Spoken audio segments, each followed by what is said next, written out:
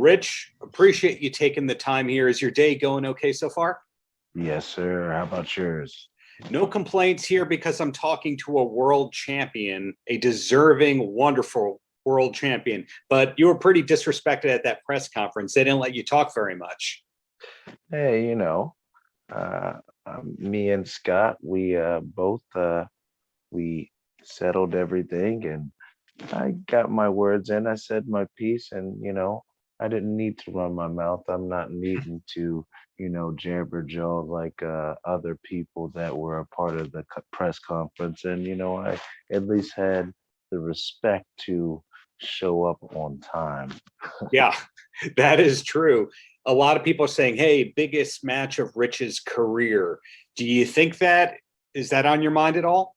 You know, it's definitely the biggest match of my career, and not only of my career, it could be one of the biggest matches in professional wrestling to date in the industry. I mean, let's think about it. It's unprecedented. You never see two world champions from two different companies repping two different television companies. You never see that happen. And we're going to step into the ring face to face, nose to nose, toes to toes, gold to gold.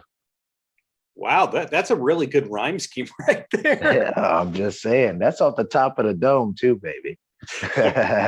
And I think the world learned last night that Mauro Ranallo is going to be calling the match. Is that something that you held on to for a long time, or did you find out last night too? I found out as well last night, as along with everybody, and it's definitely a great feeling because Mauro Ranallo, it's no secret, we have history together. He's called my matches before, so that's definitely going to be a nice touch to hear him, call one of the most exciting matches of my career. It's definitely going to be a blast. Yeah, well, in your case, you're not going to hear him call the match unless you watch it after the fact. Oh, yes, indeed.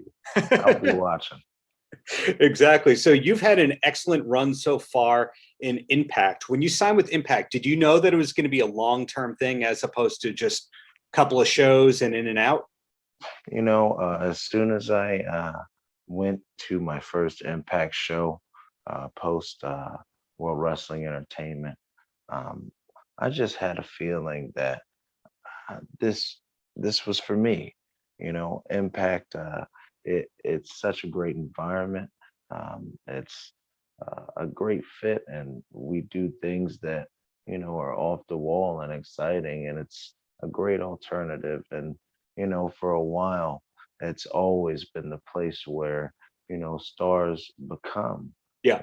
And it's definitely a place where I reinvented myself, and where I've definitely got opportunities that I'm so fortunate for, and I'll never take for granted. And Yeah. as soon as I came to Impact, I knew that it was definitely going to be a long-term fit. And here we are. Had you spent a lot of time in Nashville before Impact's taping started being centered around there? I've gone to Nashville quite a bit, and around Nashville and Asheville, Tennessee, and Knoxville and Knox County. Um, I like Tennessee. It's the music city, and I love music.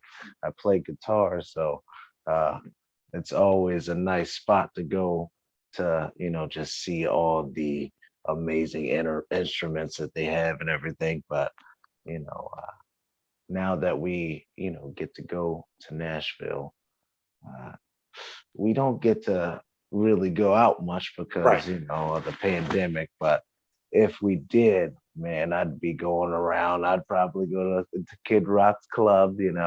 Nashville's awesome. Well, you just led me to what I've wanted to ask you about for years. And that is there is a video out there of you playing guitar and you're improvising by playing Nutshell by Alison James. Yes, Are you a big sir. fan of Alison Chains or just that one song? I love Alison James. It's one of my favorite bands. I'm a big fan of grunge. I love the grunge scene. I love metal. Um, anything rock, anything with instruments, I just love. And yeah, I'm uh, familiar with all of Alison James' songs.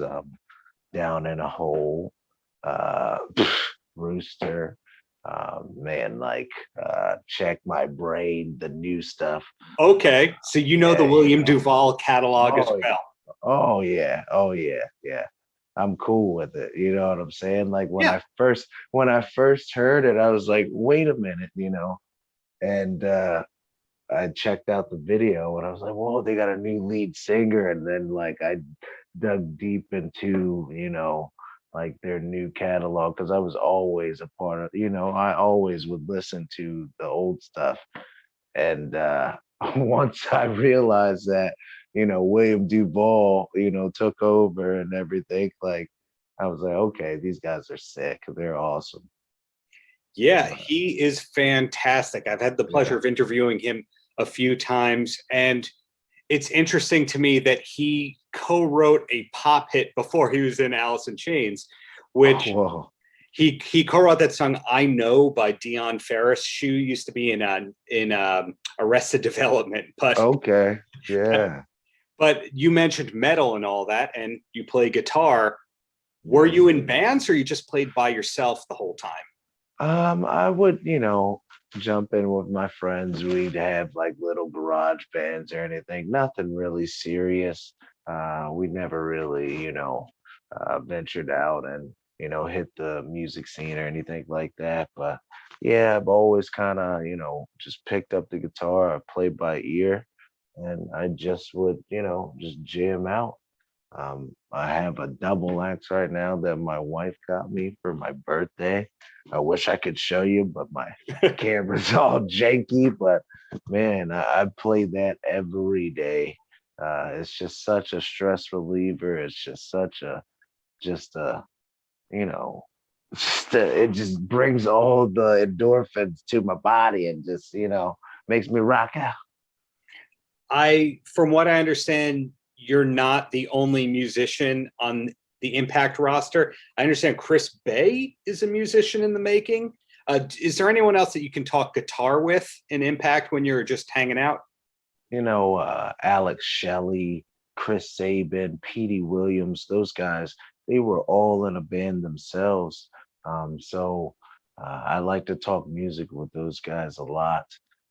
And Petey Williams, he just introduced me to the lead singer of Rancid through a podcast. And, that was very awesome. And, Yeah. you know, just talk music with those guys. Chris Bay, he's just learning how to. I believe he's just picking up guitar and everything like that. I'm not sure, but yeah, he was saying like he just got a new guitar. He sent me a picture of it. It's amazing, uh, man. Like it's a pretty wide variety of musicians in there. You'd never guess. Yeah, an interesting name you just mentioned, Lars from Rancid. I believe you're talking about Lars Fredrickson that you were Yes, introduced to. yes, Okay. sir. Yes, sir. So my wife and I went to see the Misfits 2 years or so ago. I know Sammy Callahan's a diehard Misfits fan, but Oh yeah. Rancid's opening up for the Misfits at Madison Square Garden, and Lars between songs says, "It's so exciting to play Madison Square Garden. It has nothing to do with any band that played here. It's just this is where Jimmy Snuka jumped off the steel cage." So he called out being a wrestling fan to that whole audience right there. And Yes. and when did you start to notice this? That people would just put it on their sleeves that they're wrestling fans. For me, it seems like it was 4 or 5 years ago that's just everyone's a wrestling fan and out about it. Yeah, like I'd like to say it was around the time when I was wrestling for a company, Evolve. And that's kind of how like I got like my big break was through a musician named Wale. And Yeah. he kind of, pointed me in the right direction uh to guys and got me one of my big breaks. And like that was around 2014, 13, somewhere around there. And it felt like just every wrestler or actor or, anybody with a A-list or B-list name was just calling it, oh yeah, I like indie wrestling. Oh, I like Impact. Oh, I like WWE. Oh, I like Lucha Underground. I like that, and they were just popping out. There was a company in Los Angeles, Pro Wrestling Guerrilla, Mm-hmm. where you would, go out there and you'd look in the front row and you'd see David Arquette and you'd see Ronda Rousey and you'd see, all these different people. And it's like, whoa, wait a minute. Okay, you guys like wrestling. Okay. And like now it's cool again. We've hit such a boom period. Everybody likes wrestling. And now that's why this variety of so much wrestling is just so great, because everybody has a choice. Yet tying it all together, Rebellion is such a big event that it doesn't need that celebrity cameo or two to make it a big event. Yes, sir. Well, Yes, sir. Well, two quick questions because the world champs got places to go, people to talk to, etc. So this first of the two questions comes from a fan of yours. He wanted to know, his name is Joe Hassan. He wanted to know if Rich Swann could induct the next person into the Impact Hall of Fame, who does he think should be inducted? Oh man, I think this one right here for me would be a no-brainer.